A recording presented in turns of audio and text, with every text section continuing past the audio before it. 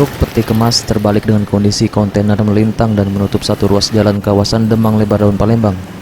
Berdasarkan informasi yang dihimpun, kecelakaan tunggal tersebut terjadi pada pukul 3 dini hari Rabu 11 Mei 2020. Diketahui mobil trailer yang bermuatan kelapa tersebut datang dari arah Simpang Parameswara hendak menuju Pelabuhan Bumbaru. Saat melintas di Jalan Demang Lebar Daun, truk yang dikemudikan oleh Juliadi, warga Jalan Bambang Utoyo ini berhenti mendadak lantaran ingin menghindari kendaraan roda 2 yang datang dari arah Jalan Lunjuk Jaya.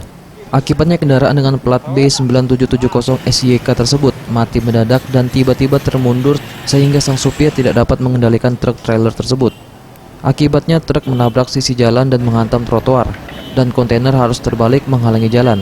Beruntung saat kejadian tidak ada korban jiwa, namun arus lalu lintas sempat macet yang membuat petugas kepolisian membagi dua arus lalu lintas.